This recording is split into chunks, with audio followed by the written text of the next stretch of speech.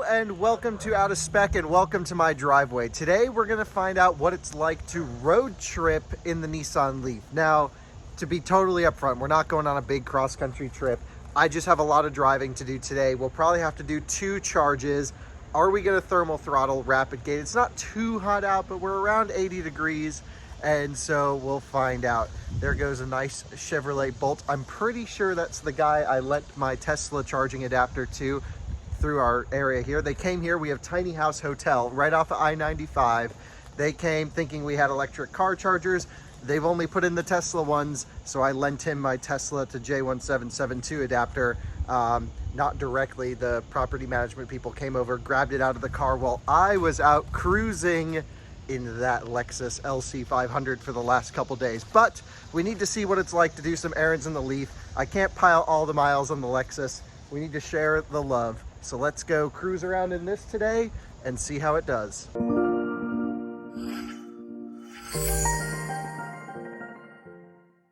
All right, let's get this thing turned on and see. It's sat for about 3 or 4 days without being driven. It's at 87%. We are going to back it out of the driveway because I got to put the Lexus in the driveway and get that all buttoned up.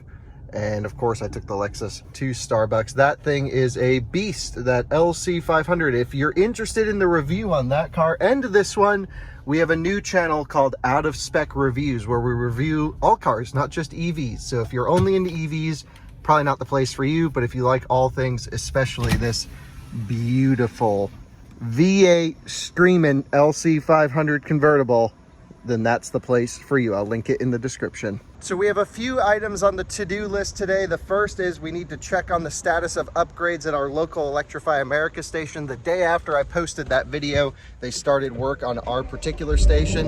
Ooh, that sounds so good. Oh, incredible. So the Leaf doesn't sound that good, but it doesn't burn as much fuel as this thing does. I think I've averaged like 11 miles to the gallon just sitting at redline the whole time. So let's put this in the driveway. So we'll go to the Electrify America station, check on those upgrades, and then we're going to Raleigh, see some friends down in Raleigh, and then we got to go all the way up to the track. So all in all, we're going to do probably close to 200 miles, maybe a little bit more today in the Leaf. We'll Chatamo charge again 2 times, and we'll see if it thermal throttles. It'll be kind of interesting. Now you'll notice I keep saying thermal throttle. Why? Also, I definitely need a haircut, I realize. Thank you. Now the Leaf is even the new Leaf E Plus. This is the new big 62 kilowatt hour Nissan Leaf. Of course, I'll have a full review on Out of Spec Reviews, and we've already done a 70 mile per hour range test on Inside EVs. We have a lot of channels now. I don't know how I'm going to explain it all, but I'll put like all of our channels down below. Basically, this car does not have liquid thermal management. So if the battery gets hot, it relies on ambient air and flow to cool down the battery pack and driveline components. There is no AC compressor that cools down glycol that circulates around the cells that cools the pack. Now, typically, if you're just cruising around, daily driving it, it's no problem. It really doesn't matter. But where it does start to matter is when you're fast charging the car on a hot day. You see, most of the temperature increase in battery packs comes from DC charging it because it's taking in 50 kilowatt or almost 100 kilowatt in this car's case on Chatamo, standing still, no airflow. And so that heats things up really quick. And so for the 2 times I've Chatamo charged this car already, it has done 23 kilowatt on the first one because it was just driven up from Atlanta, which is where Nissan keeps their press cars. And then the second time it was doing 32 or 33 kilowatt. And that was like the first charge of the day. So I haven't been able to even hit peak speeds because I've been battling heat. But today it's cloudy, it's about 80 degrees, it's mild. Let's hope that the Nissan Leaf can do this trip and I don't take forever sitting at a charger because it thermal throttled or rapid gated. So let's go on a road trip. I have a lot to tell you about this car. It's actually a fantastic car. and let's go for a ride. Of course, this one being the SL, it has everything, including the LED headlights, which are very nice, and ProPilot, so that'll be helpful on this trip. So we're just rolling up over here. The reason that those guys had to use my adapter was because these are the only chargers that have been installed yet where I live. They're just Tesla destinations. Of course, you can use the Tesla to J1772 adapter. It's how I charge this. It's how we typically charge our i3. But we are going to get some level 2 public J1772s and maybe even a nice ChargePoint DC charger here in the near future at the Rocky Mount Mills. An amazing place to stop right along I-95 if you're ever traveling through. It is a really cool place. We have 5 breweries and 4 restaurants and a coffee house right there. It's really the coolest and only cool place in all of Rocky Mount, which is why we live here. We are starting off our drive with our battery temperature towards the left. We're gonna see how that creeps up throughout the day. A little bit of rain may also help cool it down, but I will say, just even in my typical driving on warm days when it's been 90, 95 degrees out, whoa, there's my hand, sorry about that. It has been extremely right up into the red, almost limiting. So let's get up on the highway. We're gonna drive it normally. We're not gonna do anything to try and save the battery temperature. We're going wide open throttle on the highway, baby. And we'll see how this thing does. To engage Nissan ProPilot, all you have to do is click this little button down here, and then you click set, and then you, oh, it's telling me I hit a line. Thank you very much, Nissan. It actually brakes the outside wheel and pulls you in. And there we go. Now it's on ProPilot, and it does very good lane centering, adaptive cruise control, and just a pretty good system. Now, if you want to get an out-of-spec shirt like this or others, just go underneath the video. We have started listing some merch. I never wanted to do that, but it seems people were asking, and we're going to do that. We'll also be launching an online store at some point that sells like useful stuff. Anyway, we are getting off the exit for the Electrify America station, but we should talk about the Leaf for a second on the way. Now, the Leaf will show you its nearest charging stations, which is very nice. I mean, it's good to know. However, it doesn't show you many of them. It seems to prioritize EVgo and ChargePoint. Makes sense. We have no EVgos around my house, and we have just a couple level 2 charge points. So what we're really left with doing is using PlugShare, which is a fantastic app to find all of the chargers. But what you miss out on is when you put in a destination, the Leaf doesn't really help you get there. It doesn't say, okay, you're gonna stop at this fast charger and then that one. One of the problems with non-Tesla EVs at the moment is none of them really have a nice, easy to use route planner. This problem will be solved probably around the end of 2020, early 2021. We'll start to see some implementation of really good route planning, plus plug-in charge and other electric cars, but right now, it's a little lacking. Anyway, we're right down the street from the Electrify America station. Let's see how much work they've done, because the station was offline for a little while, and I see a trailer and traffic cones and new chargers. Ooh, this is looking good.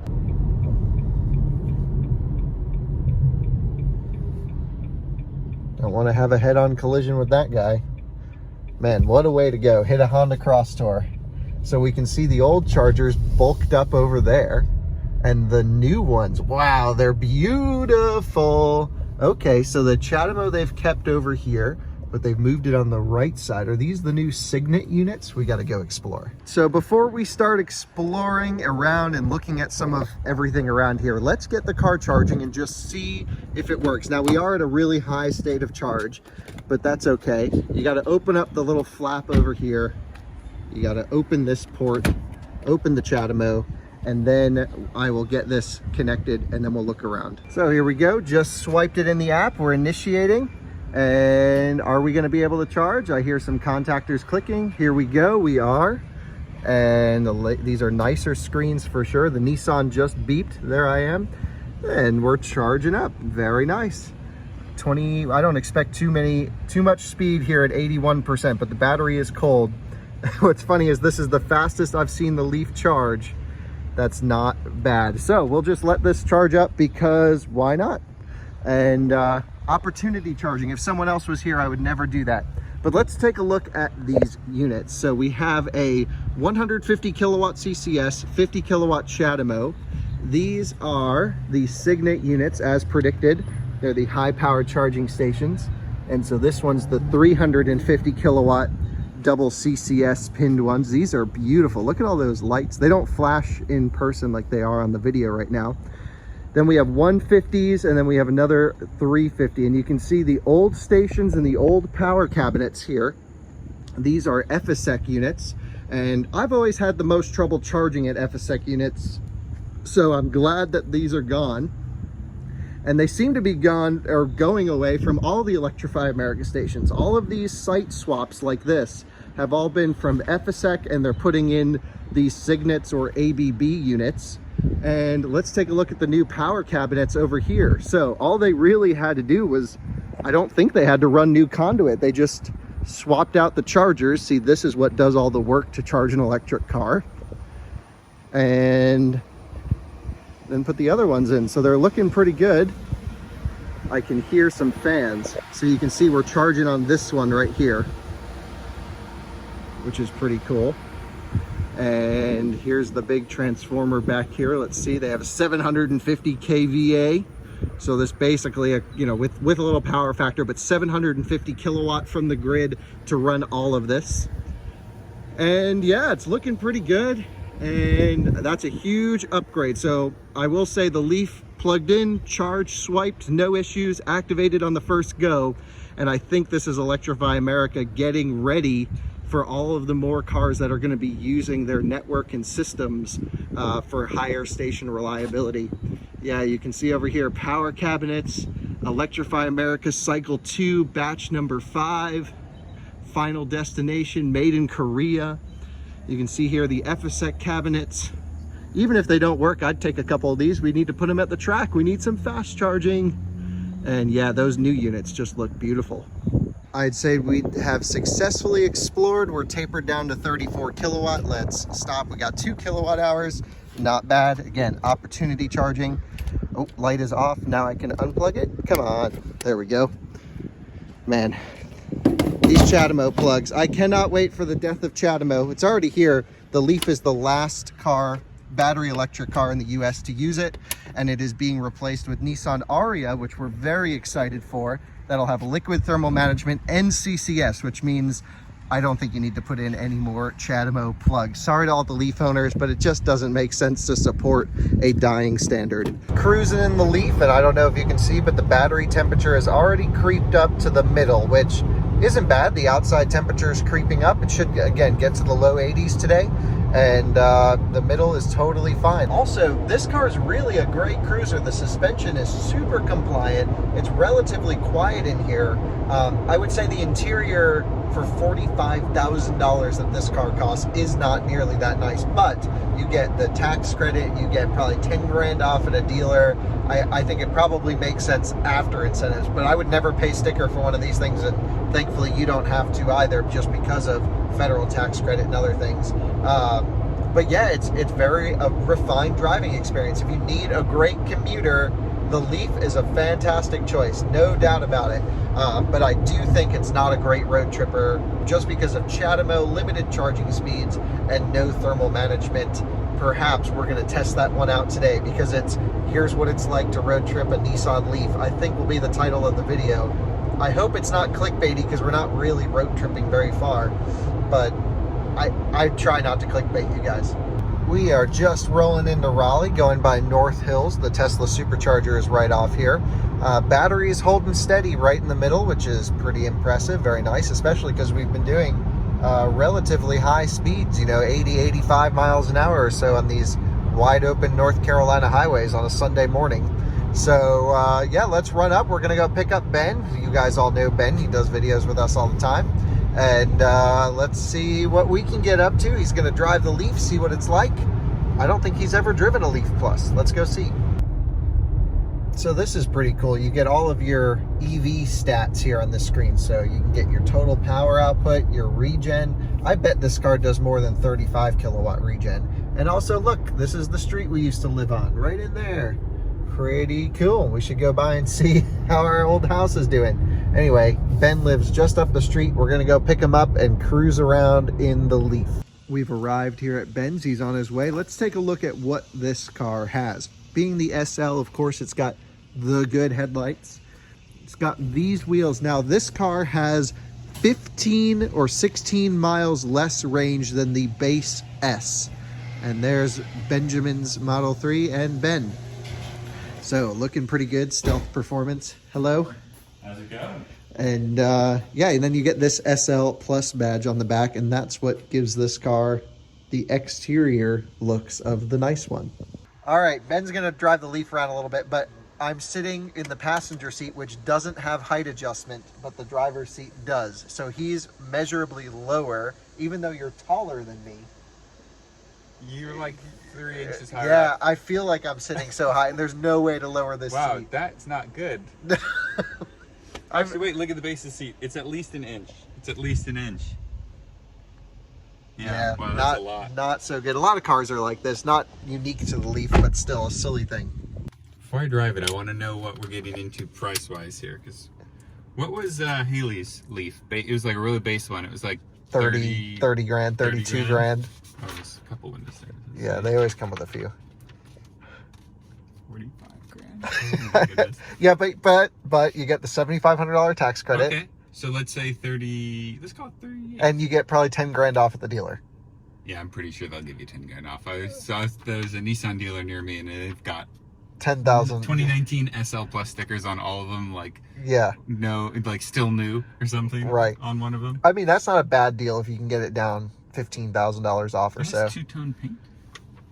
Oh yeah, no, there's a blue strip on the bottom of the car. Oh, how much is that? $400. Oh, really? Is $400 good? I didn't look. Hold on, let's look. It's a $400 blue strip. It's on the front. Yeah, it's this front lip is blue. I didn't realize that was paid. I also haven't looked. I mean, I don't see any other two-tone. I think you can save $400 on that one, truthfully. Yeah, it doesn't blend so well with the red. Maybe on a white one. Yeah, there's a little on the back. Yeah, it doesn't work so great with the red, I don't think. Yeah, well, Nissan spec'd this car with everything, I'm sure. They usually do. Yeah. Anything else stand out to you? Kick plates. That's probably worth it, I think. Yeah, 130 bucks. I think that's. You mean for this Leaf right here? Yeah, I like that. Yeah, I like that. All right, we're gonna charge up the Leaf just a little bit. We're at 41%. We need a top up to get back to Rocky Mount. So we'll get this thing going. They have to call to activate the charger over there. I forgot how chunky Chatamo connectors are. Yeah, they are. That's also an absurdly thick cable for what, 50 kilowatts? Yeah, there's no need for it to be that thick. But this seems to be working fine. First go, no problem. I think he's only calling because the credit card reader wasn't working, and so he's calling to activate. The one over here works though. Right. 1 and 2 I read on PlugShare don't have a working reader, but everything else does. Well, whatever. And okay, cool. So let's get this thing going. We're charging up. So I heard these can do 100 kilowatts, Chatamo, right? Or somewhere around there. Yeah, but these are limited to 125 amp, the charger. Yeah, so it's only 50. Say, is there anywhere in the US that you can charge this faster than a normal Leaf, whatever charger? Yes, actually, there was a station that just went online yesterday in Richmond that will do 100 kilowatt Chatamo. Ah. And I'd like to go up there, but I just don't have time. And look, this is the fastest we've charged the Leaf so far, 43 Really? kilowatt. You've done like a down low or? Yeah, because it was hot. Thermal throttle, it would only get up to 33 kilowatt was the most. Ben just did some research that we should have done ahead of time.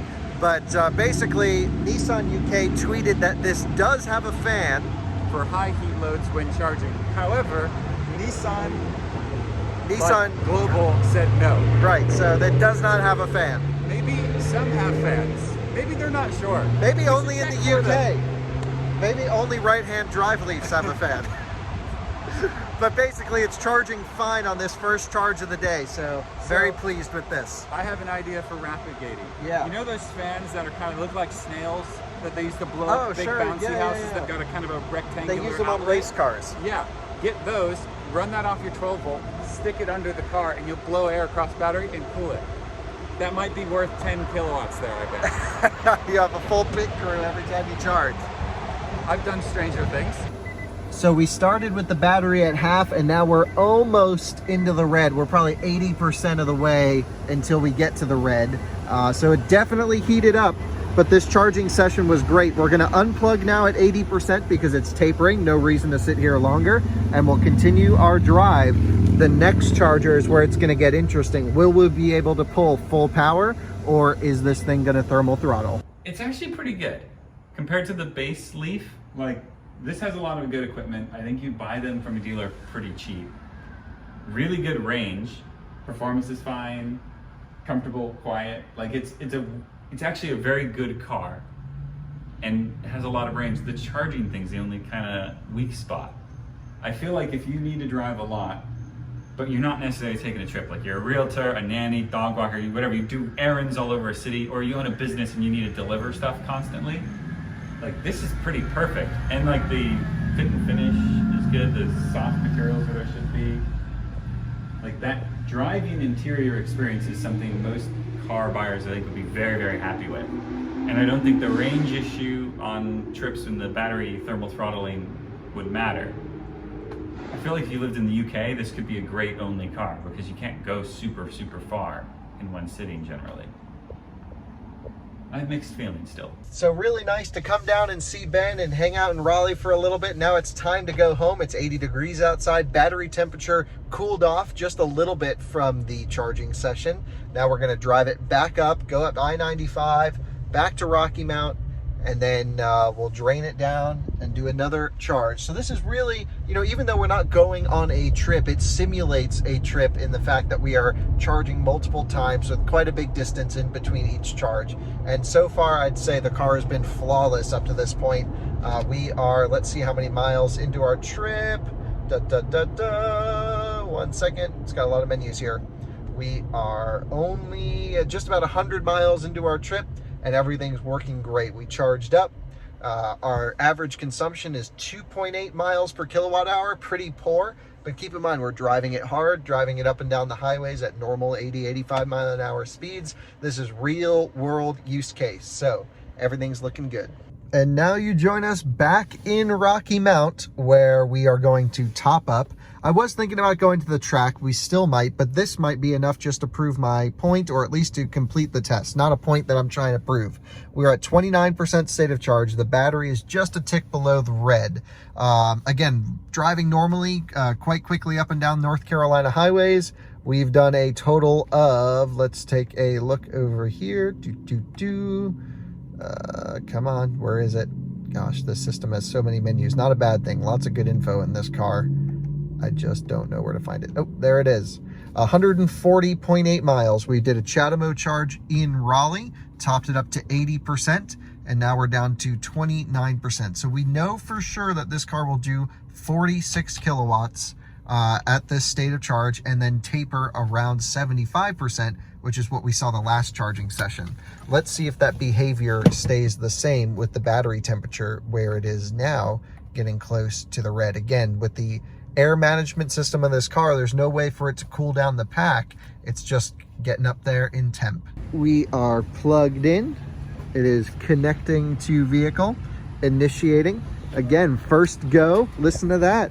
That was pretty amazing. So today we've had a flawless trip, 3 charging sessions on Electrify America with no issues on the Chatamo. And yeah, I just love the look of these new stations. It's a Sunday, so I don't expect any work to be done to get those out here and cleared up, but I think these units are looking nicer, and it's amazing that this happened so quickly.